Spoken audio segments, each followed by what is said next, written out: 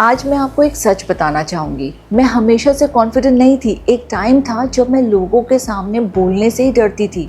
Heart beat fast हो जाती थी, माइंड ब्लैंक हो जाता था और सबसे बुरा क्या लगता था कि लोग सोचेंगे ये इतनी चुप क्यों है। मुझे याद है एक इवेंट था, रूम लोगों से भरा हुआ था और मुझे बस एक सिंपल सा इंट्रोडक्शन देना था। पर जब मेरा टर्न आया मैं बिल्कुल फ्रीज हो गई और वर्ड्स ही नहीं निकले। उस दिन मैंने सोचा कि अपने आप को अब चेंज करना पड़ेगा। मैंने रियलाइज़ किया कि शाइनेस मेरी पर्सनालिटी नहीं है, ये सिर्फ एक हैबिट है और अगर हैबिट है तो चेंज भी हो सकती है। तो मैंने छोटे छोटे चीज़ें शुरू करी। स्टेप नंबर 1 क्या किया मैंने? I started small.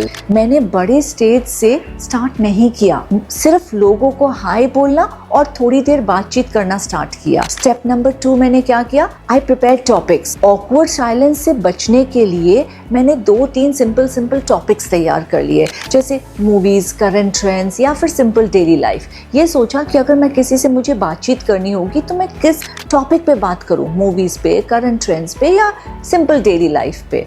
फिर स्टेप नंबर 3 क्या किया मैंने? I focused on listening.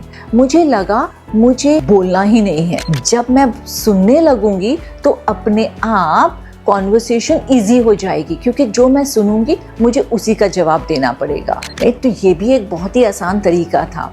Topics तो मैंने तैयार किए, बट ये भी सोचा कि अगर मैं सुनने लगूंगी तो मेरे लिए और आसानी हो जाएगी बात करना। स्टेप नंबर 4 मैंने अपने बॉडी लैंग्वेज पे वर्क किया, जो कि बहुत ज़रूरी था। Eye contact, smile, straight posture. लोगों के साथ जब बात करना शुरू किया तो मैंने अपने बॉडी लैंग्वेज पे जब वर्क किया तो मैंने देखा कि मेरा कॉन्फिडेंस ऑटोमेटिकली बढ़ने लगा और सडनली लोग मुझे कॉन्फिडेंट समझने लगे। देखिए, पहले मैंने टॉपिक्स तैयार किए कि बात क्या करनी है, फिर मैंने ये भी समझा कि सुनना भी ज़रूरी है, फिर मैंने अपनी बॉडी लैंग्वेज पे वर्क किया। तो ये सब कॉम्बिनेशन ने मुझे बहुत कॉन्फिडेंट बनाना शुरू किया। स्टेप नंबर 5 मैंने क्या किया? मैंने ओवर थिंकिंग करना बंद कर दिया। सबसे बड़ा चेंज तब आया जब मैंने ये सोचना बंद किया कि लोग क्या सोचेंगे। सच ये नहीं है, लोग अपनी लाइफ में ही बिजी रहते हैं। हम सिर्फ अज्यूम करते हैं कि लोग हमारे बारे में बात करते हैं, किसी के पास इतना टाइम नहीं होता है। स्टेप नंबर 6 क्या किया मैंने? आई प्रैक्टिस्ड डेली। शॉपकीपर से बात, स्ट्रेंजर्स से छोटी छोटी बातें, रोज़ थोड़ा थोड़ा मैंने ये प्रैक्टिस किया। कोई भी जा रहा होता था और ज़रा से भी उससे जान पहचान अगर होती थी तो मैं रुक करके उनसे बात ज़रूर करती थी, उनके बारे में पूछती थी, अपने बारे में बताती थी। ऐसे मेरा कॉन्फिडेंस बढ़ता चला गया। स्टेप नंबर 7 मैंने एक्सेप्ट किया इम्परफेक्शन को। मैं परफेक्ट नहीं थी, कभी ऑकवर्ड हुई, कभी गलती किया, बट वही मेरी ग्रोथ थी और आज मैं कॉन्फिडेंटली लोगों के सामने बोल सकती हूँ। स्टेज पर भी अगर जाना हो तो डर नहीं लगता है, एक्साइटिंग लगता है। और आपको एक बात और मैं शेयर करना चाहती हूँ। आज मैं एक ऐसे मुकाम पर हूँ जहाँ पर मुझे एक life coach, personality development trainer कहा जाता है।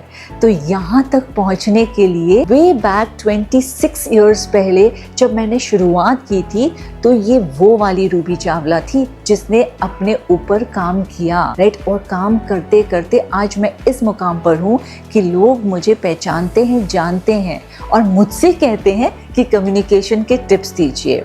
तो अगर मैं अपने आप को चेंज कर सकती हूँ तो आप भी कर सकते हो। Start small but stay consistent.